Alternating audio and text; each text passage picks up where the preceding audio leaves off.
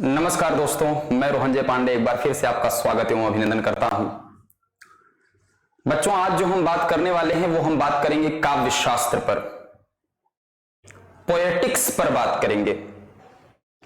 काव्य शास्त्र दरअसल टीजीटी, पीजीटी, यूजीसी, नेट और जेआरएफ में पूछा जाने वाला सबसे महत्वपूर्ण टॉपिक है जो सर्वाधिक पूछा जा रहा है। तो आज हम उसकी भूमिका पढ़ेंगे और 2, 3, 4 लेक्चर्स लगेंगे या 5 भी लग सकते हैं इसको पूरा कवर करने में। तो आप, मुझे लगता है कि बड़े धूमधाम से समझिए, धूमधाम से पढ़िए इसको, इसका आनंद लीजिए। काव्य शास्त्र पढ़ना है।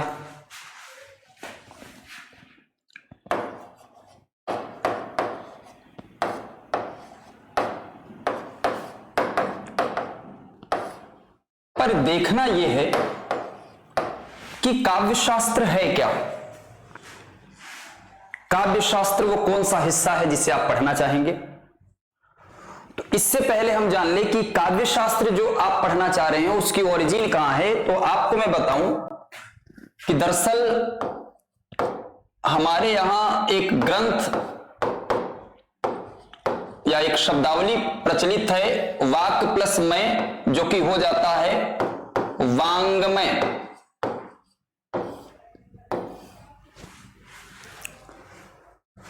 साहित्य को आज जो साहित्य कहा जा रहा था, साहित्य को पहले वांग्मय कहा जाता था। वांग्मय ही साहित्य हुआ करता था। पर दरअसल क्या है कि वांग्मय के 3 हिस्से होते हैं। एक हिस्से में आता है वार्ता और एक हिस्से में आता है शास्त्र और एक हिस्से में वहीं आता है साहित्य। अगर अब कोई आपसे पूछे कि साहित्य क्या है, तो वांग्मय साहित्य नहीं है, बल्कि साहित्य वांग्मय का एक हिस्सा है। वांग्मय साहित्य नहीं है, वो साहित्य का एक अंग है, एक अंश के रूप में जाना जाता है। तो वार्ता, शास्त्र और साहित्य में क्या अंतर है, तो ये जान लीजिए। दरअसल वार्ता में क्या होता है कि हम अर्थ को केंद्र में रख करके ही वार्ता करते हैं। उसमें शब्द के साथ कोई विशेष योगदान नहीं होता, उसमें अर्थ केंद्र में होता है। जैसे आपका कोई मित्र आपसे मिले और पूछे कि क्या हाल चल रहा है, आपने कहा कह देते हैं तो ये मतलब कि ठीक चल रहा है, जबकि कह देना ये कोई शब्द नहीं था, पर अर्थ ठीक ठाक ढंग से समझा जा सका। आपने किसी से कहा और सामने वाले ने कहा बस, आप भी समझ गए कि वो क्या पूछ रहा है और उसके द्वारा दिए गए उत्तर से भी आप समझ गए कि वो क्या उत्तर देना चाहता है। ये आपस में 2 लोगों की वार्तालाप हो गए, 2 लोगों की बातचीत हो गई। 2 लोगों के बातचीत में शब्द महत्वपूर्ण नहीं होता, अर्थ महत्वपूर्ण होता है। जैसे फ्रेंड सर्कल में आज भी आप हैं, क्लासरूम में बैठे हैं, कहीं ऐसी जगह गए हैं जहां ठीक ठाक भीड़ है, आप इशारों से ही सारी बात कह देते हैं और आपने कह दिया, सामने वाला सब माहौल ठीक ही है, ये वाला भाव आ जाता है। तो इसमें जो मुख्य बात है, एक्चुअल में बात करें तो वार्ता में अर्थ का महत्व होता है।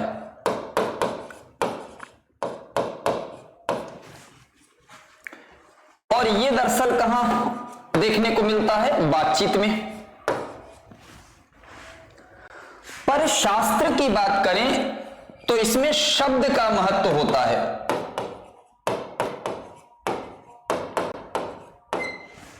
शब्द का महत्व का क्या मतलब होता है कि जो शास्त्र होता है, अगर एक शब्द के जगह दूसरा शब्द रिप्लेस करते हैं तो वो बात नहीं रह जाती, उसका संपूर्ण तत्व नष्ट हो जाता है। जैसे इकोनॉमिक्स के टर्म्स में पूछा जाता है मांग, वहां मांग का एक विशेष मतलब है। डिमांड और सप्लाई से संबंधित जो टर्म्स है वो वहां विशेष मतलब रखता है। वहां कोई दूसरा अर्थ आप रखें, मांग की जगह अगर आप हेड पार्टिंग लाइन रख दें तो वो गलत होगा। ऐसे ही गुरुत्वाकर्षण शक्ति, इसकी जगह कोई दूसरा शब्द इस्तेमाल करेंगे तो वो भाव नहीं निकल पाएगा। तो जब कोई भी शब्द एक विशेष कंटेस्ट में पूछा जाता है या बातचीत रखी जाती है तो वहां उसका मतलब उसी शब्द से ही एग्जैक्ट निकलेगा, दूसरे से नहीं निकल पाएगा। ऐसा आपको दरअसल मिलेगा कहां? एक तो विज्ञान में, या फिर अगर कोई सिद्धांत दिया गया हो या कोई थीसिस हो, वहां शब्द महत्वपूर्ण होता है।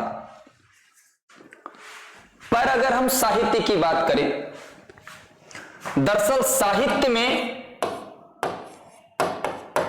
शब्द और अर्थ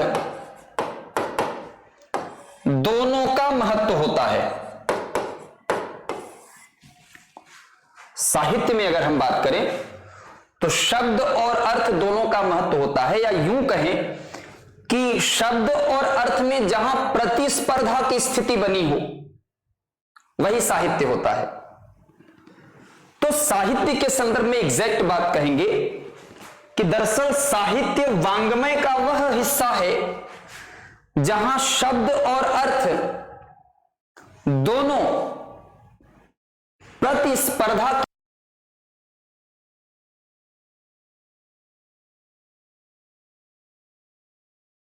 स्थिति में क्या हो जाता है, आप कह सकेंगे कि वहां साहित्य है। साहित्य के मूलतः 3 हिस्से हैं, उन 3 हिस्सों में हम बांट करके देखेंगे कि क्या है। आप अगर चाहें तो इसका एक स्क्रीनशॉट ले लें अच्छा खासा।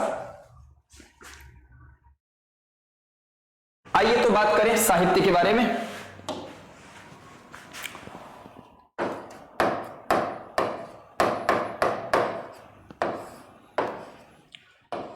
साहित्य के जो 3 हिस्से हैं उसमें एक हिस्सा तो गद्य और एक हिस्सा है वो पद्य या फिर काव्य या फिर हम इसे कविता कहते हैं, और एक हिस्सा और है जिसे आप चंपू कहते हैं। चंपू। साहित्य के ये 3 महत्वपूर्ण हिस्से बताए जाते हैं। तो गद्य, गद्य जो होता है इसमें लय नहीं होता, वो गद्य है। पर पद्य जो होती है वो लयात्मक होती है। और चंपू क्या होता है? चंपू एक ऐसी रचना है जो गद्य और पद्य दोनों का मिश्रित रूप जो है वही कहलाती है चंपू। चंपू में जैसे आता है यशोधरा। आधुनिक दौर में यशोधरा को एक चंपू काव्य माना जाता है जिसके रचनाकार मैथिली शरणगुप्त जी हैं। तो यहां तक बात आप समझ पाए होंगे। तो दरअसल ये पद्य या काव्य जो है, पद्य और काव्य तथा शास्त्र जब ये मिल जाते हैं तो यही एक्चुअल में काव्य शास्त्र का निर्माण करते हैं। और काव्य शास्त्र को आप साहित्य शास्त्र भी कर सकते हैं, और हमको पढ़ाना यही वाला हिस्सा है, काव्य शास्त्र या साहित्य शास्त्र। तो आखिर काव्य शास्त्र क्या है? काव्य शास्त्र वह विधा है जो शास्त्र के कुछ नियम और कुछ सिद्धांतों को तय करते हैं, जो काव्य को एक मजबूत स्तंभ प्रदान करते हैं। या यूं कहें कि काव्य को अनुशासित करने वाले जो तत्व हैं,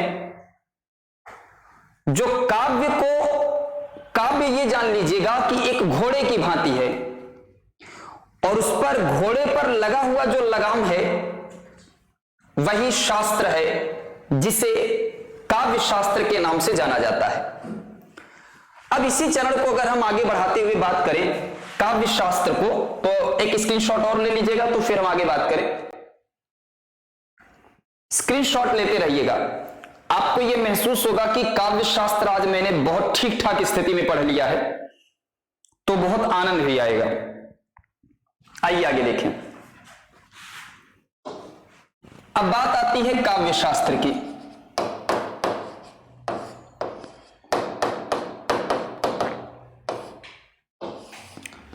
हिंदी के क्षेत्र में अगर हम काव्य शास्त्र की बात करें तो हिंदी के क्षेत्र में हम काव्य शास्त्र को दो भागों में बांट करके देखते हैं, और दो भागों में जो हम बांट करके देखते हैं उसमें से एक तो है भारतीय काव्य शास्त्र,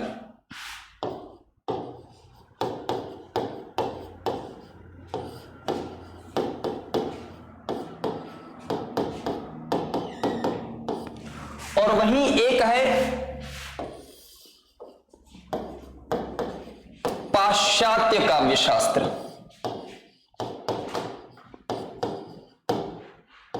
और दरअसल दोनों परीक्षा में आते हैं, ऐसा नहीं है कि किसी एक का योगदान है। भारतीय काव्य शास्त्र और पाश्चात्य काव्य शास्त्र, और दोनों में हम सबको क्या क्या पढ़ना है इस बात को पहले थोड़ा सा तनाव मुक्त होकर के देखें और समझें। समझना है चीजों को कि किस कंटेस्ट में हम जाकर के बात कर रहे हैं, प्लस उसका सीक्वेंस क्या है। पढ़े तो आप ठीक ठाक ढंग से हैं, पर यदि सीक्वेंस की कमी होगी तो दिक्कत हो जाती है, तब चीजों को आप बेहतर ढंग से सजो नहीं पाते हैं। तो हम उसको क्रमबद्ध तरीके से देखेंगे। तो ये जो भारतीय काव्य शास्त्र है, भारतीय काव्य शास्त्र में इसमें हम देखेंगे एक तो रस, दूसरा अलंकार, फिर इसमें हम देखेंगे रीति।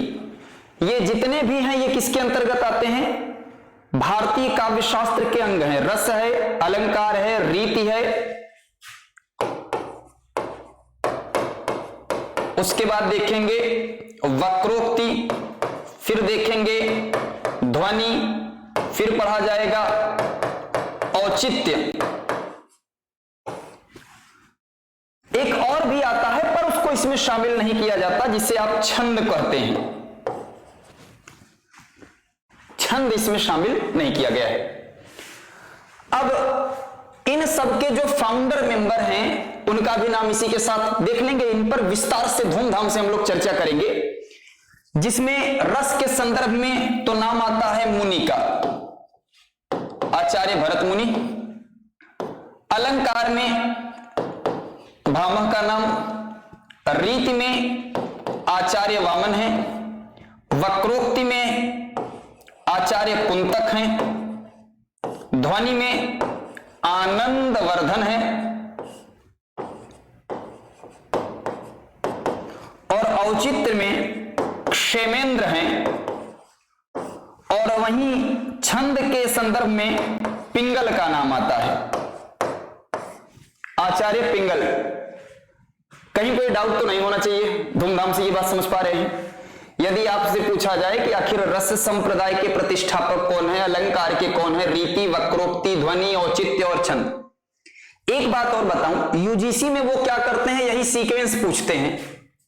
तो सीक्वेंस आपको याद होना चाहिए। रस होगा, फिर अलंकार होगा, फिर रीति होगा, वक्रोक्ति होगा, ध्वनि और औचित्य। चाहे इनका सीक्वेंस पूछ लिया जाए या इन आचार्यों का सीक्वेंस पूछ लिया जाता है कि किसके बाद किसका सीक्वेंस आता है, पहले कौन आएगा, फिर कौन आया, फिर कौन आया, फिर कौन आया, फिर कौन आया, ये दोनों सीक्वेंस से प्रश्न पूछे जाते हैं। पाश्चात्य काव्य शास्त्र का दो अलग अलग सेगमेंट होगा, दो अलग अलग भाग होंगे, हम थोड़ा सा वो भी बात कर लेते हैं, ठीक है ना। पाश्चात्य में एक तो हम देखेंगे सिद्धांत, ये भी इनके सिद्धांत ही हैं जो आप देख रहे हैं। रस सिद्धांत है, अलंकार है, रीति, वक्रोक्ति है, ध्वनि है, औचित्य है, इनकी अगर हम बात करें। अब ये सिद्धांत हो गया, और कुछ तो हम लोग शब्द देखेंगे जिनको हमें पढ़ना है। पाश्चात्य काव्य में जो दो महत्वपूर्ण सिद्धांत, बाद में हम लोग ये देखेंगे कि किसने क्या लिखा है। अभी जब हम भारतीय काव्य शास्त्र का विस्तार से देखेंगे तो इनके द्वारा कौन कौन सा मुख्य ग्रंथ है, हम उनकी चर्चा करेंगे। फिर इनके बारे में भी हम यूजीसी स्तर पर पढ़ाएंगे, थोड़ा सा लेवल अच्छा होगा, स्टैंडर्ड जोन पर जाकर के पढ़ाएंगे, और क्रम बना रहे, आपका सीक्वेंस बना रहे, चीजें समझ में आएंगी तो आप कमेंट करिएगा, क्योंकि आपका फीडबैक ये तय करता है कि हमको किस धारा में आगे चलना है। ठीक ठाक स्थिति में आपको लगा कि नहीं, ये तनाव मुक्त होकर के चीजों को अच्छे तरीके से समझ पाए हैं। मुझे लगता है कि YouTube पर अभी तक किसी ने इस तरीके से आपको नहीं बताया कि जो सीक्वेंस पूरा मिल सके। हम एक सार्थक प्रयास करने के विचार में है कि आप इसको धूमधाम से समझ सकें, अच्छे तरीके से आप सीख सकें, एकमात्र उद्देश्य यही है। बीच बीच में वीडियो अगर रुक जाती है तो उसको लेकर के तनाव नहीं लेना है, 1-2 सेकंड के बाद वो फिर कंटिन्यू हो जाएगी, तो ये ध्यान रखिएगा, वो नेटवर्क प्रॉब्लम है थोड़ा सा। सिद्धांत में 2 सिद्धांत हम लोगों को पढ़ना होता है। एक तो पढ़ेंगे हम लोग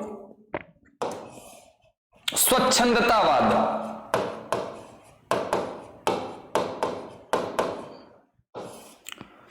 और एक होता है आभिजात्य।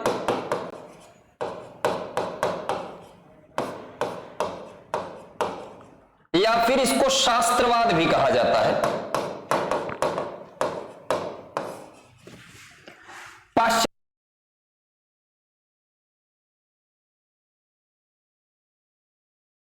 आया या किया, वही आपके कहां आ जाते हैं, पाश्चात्य में आ जाते हैं। तो स्वच्छंदतावाद में 2 लोगों का नाम याद रखिएगा, एक तो विलियम वर्ड्सवर्थ हैं और दूसरे हैं कॉलरिज।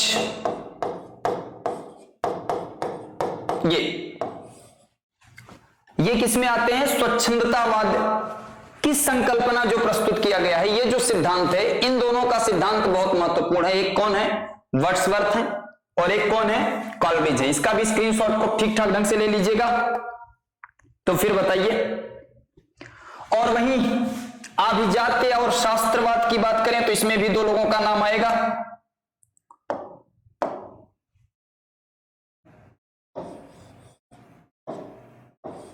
एक तो आते हैं अरस्तु और एक है टी.एस. इलियट। तो ये जो है पाश्चात्य काव्य शास्त्र से संबंध है। फिर उसके बाद बात आती है शब्द। इनके अतिरिक्त कुछ शब्दों को भी हमको पढ़ना होगा, और वो कौन सी भूमिका निभाते हैं ये भी चीज हम देखेंगे कि क्या क्या है। तो फिर से देख लीजिएगा, रस किसने दिया, रस सिद्धांत मुनि ने, अलंकार भामह ने, रीति वामन, वक्रोक्ति कुंतक, ध्वनि आनंदवर्धन, औचित्य श्रेमेंद्र, और छंद वो पिंगल के द्वारा दिया गया है। ठीक, शब्द में जो शामिल हैं वो कौन कौन से हैं वो देख लिया जाए। शब्द में एक तो हम लोग देखेंगे बिंब क्या है, दूसरा पढ़ा जाएगा प्रतीक क्या है, तीसरा हम बात करेंगे मिथक क्या है, और चौथा बात करेंगे फंतासी क्या है। इनके बारे में हम थोड़ा सा डिटेल में बात करेंगे। अब भारतीय काव्य शास्त्र के थोड़े से विस्तार चरण पर हम चल रहे हैं। यहां तक चीजें ठीक ठाक ढंग से समझ आई होंगी।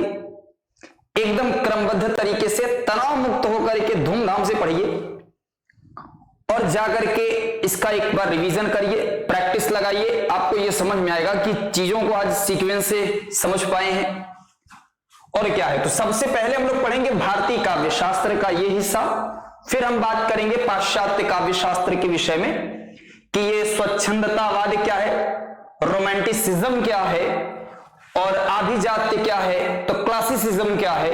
इन दोनों को हम लोग अलग अलग से समझेंगे। तो आइए बात करते हैं भारतीय काव्य शास्त्र के विषय में।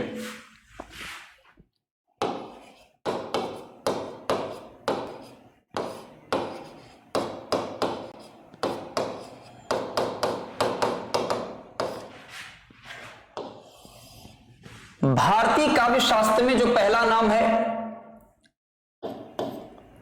वो पहला सिद्धांत है रस सिद्धांत या रस संप्रदाय, पर हम केवल क्रम देख लेते हैं। वहीं दूसरा क्या था? अलंकार था। तीसरा क्या है? तो रीति है। चौथा क्या है? तो वक्रोक्ति है। पांचवा क्या है? तो ध्वनि है। छठा क्या है? तो औचित्य है। इसी के साथ सातवां भी हम लोग देख लेंगे, छंद।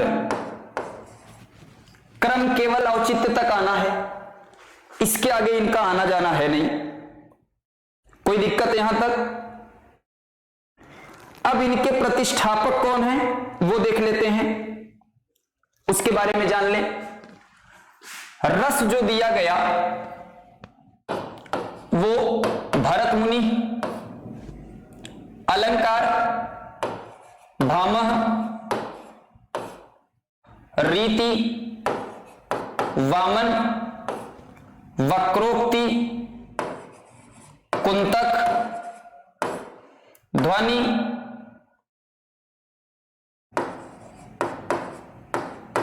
आनंदवर्धन,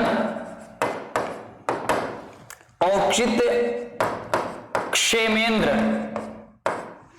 और छंद पिंगल। अब हम बात कर लें इनके द्वारा जो ग्रंथ लिखे गए, ठीक ठाक ढंग से देखेंगे कि कौन कौन सा ग्रंथ किसके किसके द्वारा लिखा गया। पहला, मुनि ने लिखा नाट्य शास्त्र।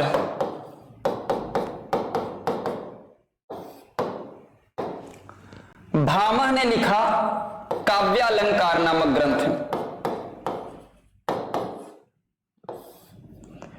वामन ने लिखा काव्यालंकार सूत्र। कुंतक ने लिखा वक्रोक्ति।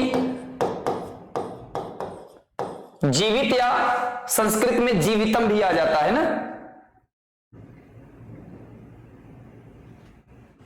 नाट्य शास्त्र। थोड़ा सा इसको संशोधित कर दे बंधु।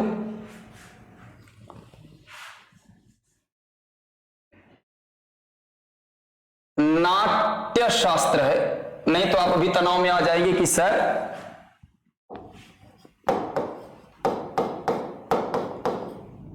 नाट्य शास्त्र। तो फिर से रस मुनि, नाट्य शास्त्र, अलंकार भामह, काव्यालंकार, रीति वामन, काव्यालंकार सूत्र, वक्रोक्ति कुंतक, वक्रोक्ति जीवितम। अब ध्वनि है और क्षेमेंद्र का है।